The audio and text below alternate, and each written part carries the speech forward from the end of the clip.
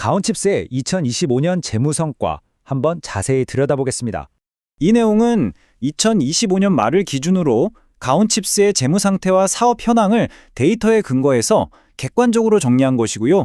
감정적인 해석 없이 있는 그대로의 사실에 주목해 보겠습니다. 자, 그럼 가온칩스가 어떤 회사인지부터 간단히 짚고 넘어갈까요? 시스템 반도체 설계 전문 기업인데요. 반도체 설계만 하는 패블리스와 생산만 하는 파운드리 사이에서 말하자면 핵심적인 다리 역할을 하는 디자인 솔루션 업체입니다. 특히 삼성 파운드리와 Arm의 아주 중요한 파트너사로 알려져 있죠. 그럼 가장 먼저 2025년에 어떤 주요 재무적 변화가 있었는지 핵심부터 살펴보겠습니다. 일단 매출액이 전년 대비 29.0% 감소했습니다.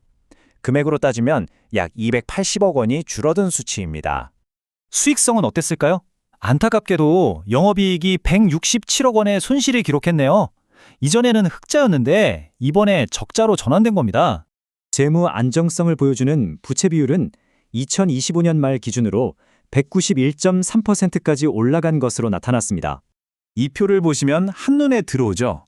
매출, 영업이익, 순이익 모두 전년보다 감소했고요. 특히 주목할 부분은 영업활동 현금 흐름인데요. 기업이 영업으로 벌어들인 현금을 보여주는 건데 이게 플러스에서 마이너스로 돌아섰다는 점이 눈에 띄네요. 그런데 긍정적인 신호와 좀 주의해야 할 신호가 동시에 나타났어요. 좋은 소식은 앞으로 매출로 이어질 수 있는 수주 잔고를 611억 원이나 확보했다는 점입니다. 하지만 1년 안에 갚아야 할 단기 부채가 늘면서 유동 비율이 뚝 떨어졌어요. 단기적인 재무 안정성 관리가 필요해 보입니다.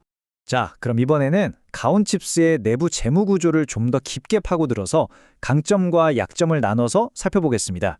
먼저 강점부터 볼게요. 쉽지 않은 한 해였지만 현금성 자산은 오히려 527억 원으로 늘어났습니다.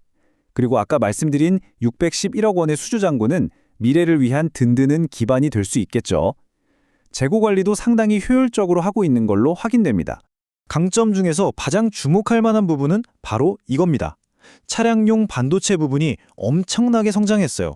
전체 매출에서 차지하는 비중이 1년 만에 2배 이상 뛰면서 회사의 체질을 바뀌고 있다는 걸 보여주고 있습니다.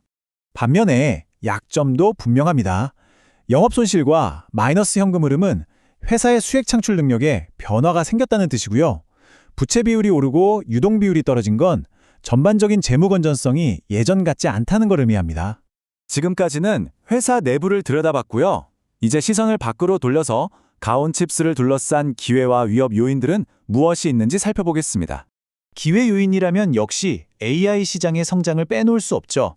바로 이 시장을 공략하기 위해 일본과 미국에 법인을 세우면서 글로벌 확장을 준비하고 있습니다.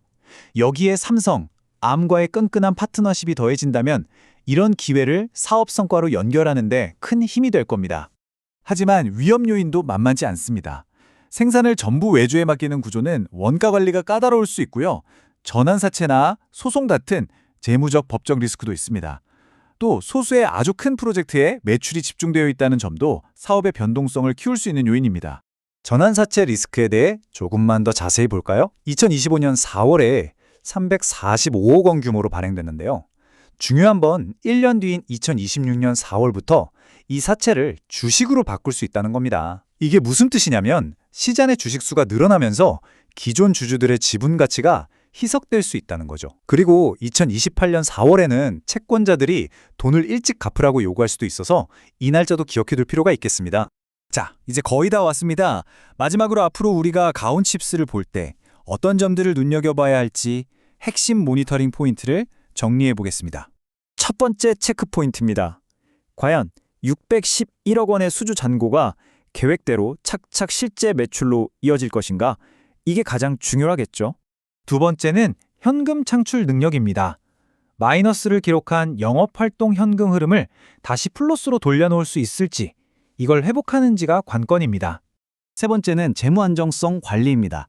높아진 부채 비율과 낮아진 유동 비율을 앞으로 어떻게 관리하고 개선해 나갈 것인지 그 과정을 계속 지켜봐야 합니다. 그리고 마지막, 2026년 4월부터 시작될 전환사채의 주식 전환이 주가에 어떤 영향을 미칠지 면밀히 관찰해야 합니다. 시장에 직접적인 영향을 줄 수 있는 중요한 이벤트니까요. 자, 정리해 보겠습니다. 가온칩스는 새로운 자금을 확보하고 미래 먹거리인 프로젝트 수주에도 성공했습니다. 하지만 동시에 수익성과 재무 안정성이라는 두 가지 숙제를 안게 된 상황입니다. 결국 가온칩스의 미래는 확보한 수주를 얼마나 빠르고 확실하게 매출로 바꾸고 또 늘어난 부채를 얼마나 안정적으로 관리하느냐에 달려있다고 할 수 있겠습니다.